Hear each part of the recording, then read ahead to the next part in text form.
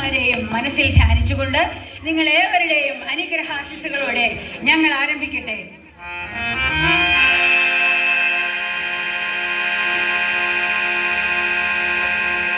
കലയുടെ കോവിൽ കഥയുടെ നടുവിൽ കൊളുത്തിയ കലയുടെ കോവിൽ കഥയുടെ നടുവിൽ കൊളുത്തിയ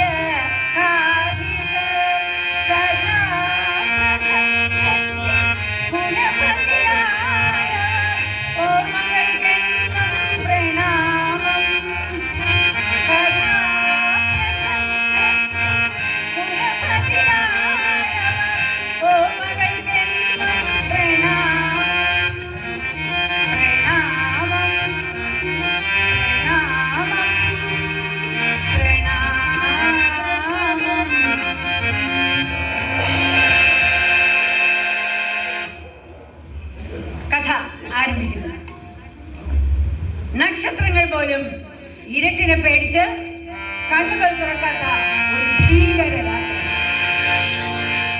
ഘോരമാമിരുട്ടിന്റെ താണ്ഡവം നടക്കുന്നു. താരകൾ പോലും പേടിച്ചരണ്ട് കണ്ടുകൊണ്ടില്ല. ഘോരമാമിരുട്ടിന്റെ താണ്ഡവം നടക്കുന്നു. താരകൾ പോലും പേടിച്ചരണ്ട് സമയം പാതിരായോട് അടുത്ത് കഴിഞ്ഞു. എന്നും നിശബ്ദമായ അന്തരീക്ഷം. അതാ ഒരു നേർത്ത രേഖ, ദുർബലമായ ഒരു പ്രകാശം കാണുന്നു. ആ രാത്രിയുടെ ഏകാന്തതയിൽ വെളിച്ചം ദുഃഖമാണുണ്ണി, തമസ്സല്ലോ സുഖപ്രദം എന്ന കവിവാക്യം മാറ്റിക്കൊള്ളുന്നത് പോലെ തോന്നി. ചുറ്റുവട്ടത്തുള്ള എല്ലാ വീടുകളിലെയും വിളക്കുകൾ അണഞ്ഞിട്ടും അതാ ഒരു ഓലപ്പഴുതിലൂടെ ഒരു ചെറിയ പ്രകാശം കടന്നു വരുന്നുണ്ട്. സൂക്ഷിച്ചു നോക്കിയാൽ ഒരു ചെറ്റപ്പുരയുടെ ഓലമറയുടെ സുഷിരത്തിലൂടെയാണ് ആ പ്രകാശം കടന്നു വരുന്നതെന്ന് കാണാം. ശരിയാണ്, ചുറ്റുവട്ടമുള്ള എല്ലാ വീടുകളിലെയും വിളക്കുകൾ അണഞ്ഞിട്ടും ആ ചെറ്റക്കുടിയിൽ മാത്രം നേരിയൊരു പ്രകാശം കാണുന്നു. പഞ്ചായത്ത് പുരയുടെ ഓരം പറ്റി ഈ അടുത്ത കാലത്ത് കെട്ടിയുണ്ടാക്കിയതാണ് ആ ചെറ്റക്കുടിൽ. കവി ഭാഷയിൽ പറഞ്ഞാൽ വൃത്തവും കോണും ചതുരവുമല്ലതിൽ നോക്കിയിട്ടില്ല ശില്പിതന്ത്രം. വൃത്തവും കോണും ചതുരവുമല്ലതിൽ നോക്കിയിട്ടില്ല ശില്പിതന്ത്രം. മണ്ണം കുറഞ്ഞോറും രണ്ടു ഞാൻ പൊക്കത്തിൽ മണ്ണു ചുവരുണ്ടകത്തു ചുറ്റും. മണ്ണം കുറഞ്ഞോറും രണ്ടു ഞാൻ പൊക്കത്തിൽ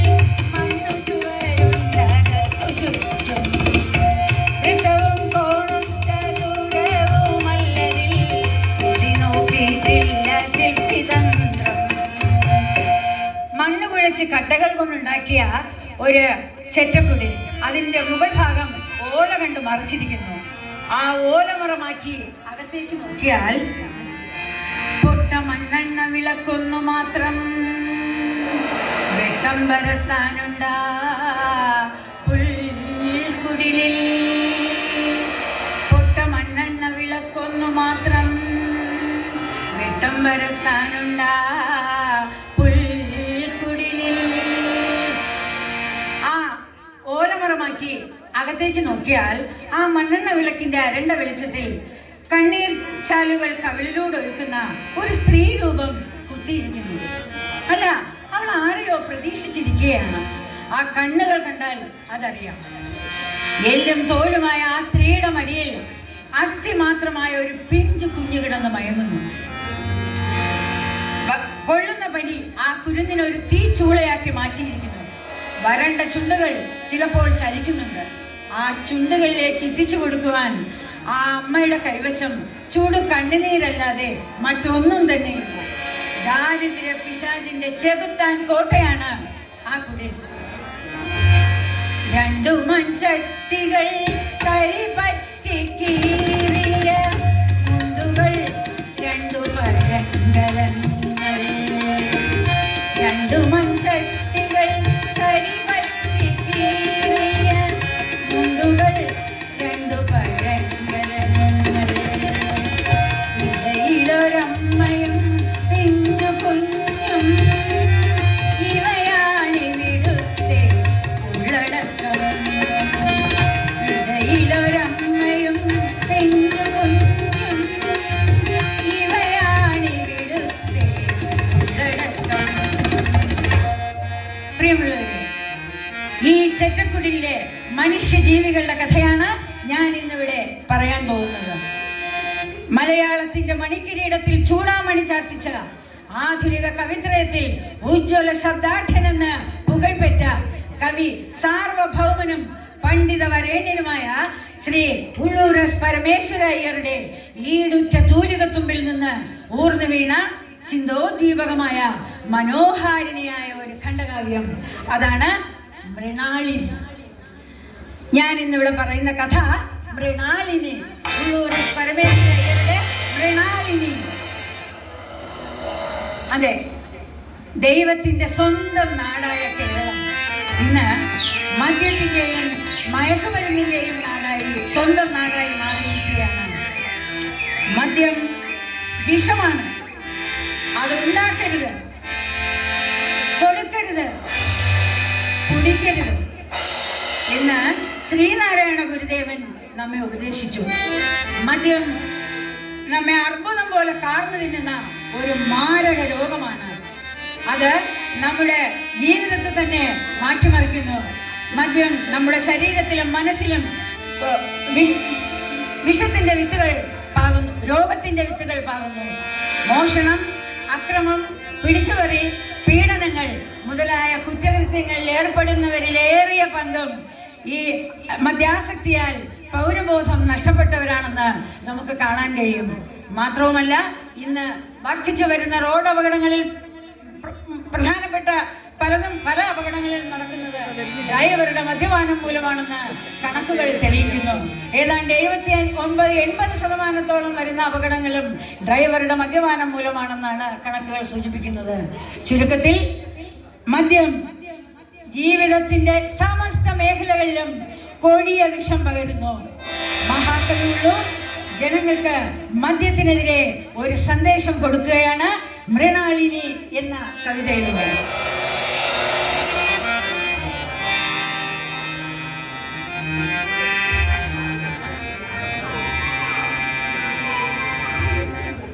കഥ ആരംഭിക്കുന്നു. അതിമനോഹരമായ ഒരു ഗ്രാമം. ആ ഗ്രാമത്തിന്റെ ഹൃദയഭാഗത്തൂടെ ഒരു മഞ്ഞ തുമ്പിയെ പോലെ പാറി പറന്ന് നടക്കുന്ന ഒരു കൊച്ചു സുന്ദരി. അവളാണ് നമ്മുടെ കഥാനായിക മൃണാളിനി. വയലാറിന്റെ കുഞ്ഞൈഷയെ പോലെ, നിങ്ങൾക്ക് ഏവർക്കും അറിയാവുന്നതാണ് ഐഷയെ, കുഞ്ഞൈഷ. ആ കുഞ്ഞൈഷയെ പോലെ മഞ്ഞപ്പുള്ളികളുള്ള നീല ജാക്കറ്റും നീലെ കുഞ്ഞു തൊങ്ങലു തുന്നി ചുറ്റും.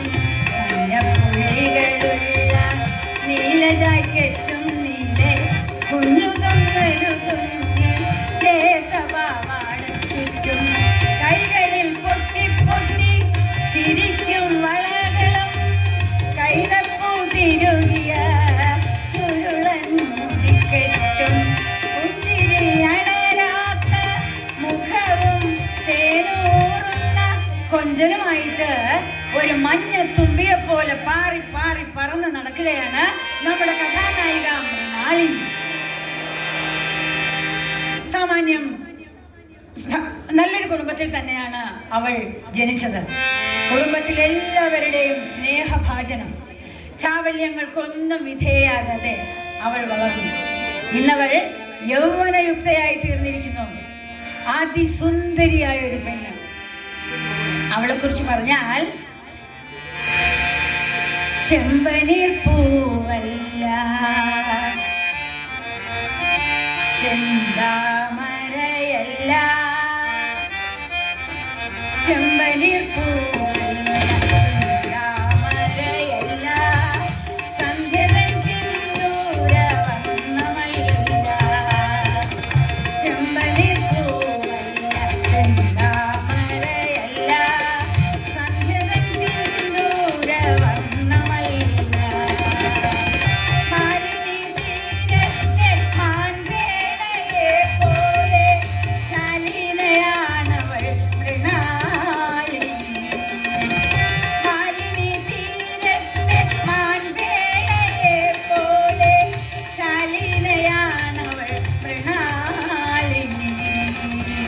ചെമ്പനിപ്പൂവല്ല ചെന്താമരയല്ല സന്ധ്യതൻ സിന്ദൂര വർണ്ണമല്ല. അതെ, സാമാന്യം നല്ല കുടുംബത്തിൽപ്പെട്ട അവൾ അങ്ങനെ അടങ്ങി ഒതുങ്ങിക്കഴിഞ്ഞു.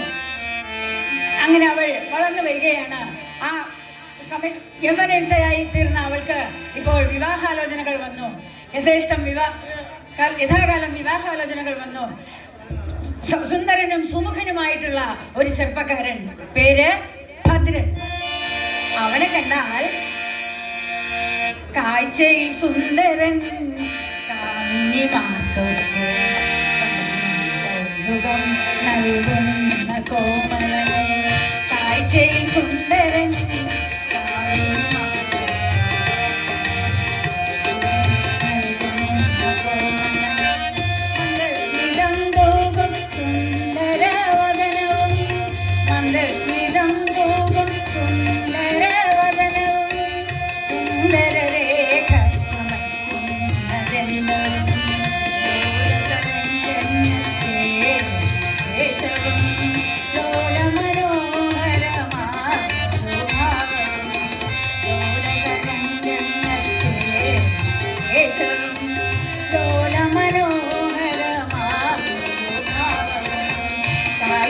സുന്ദരൻ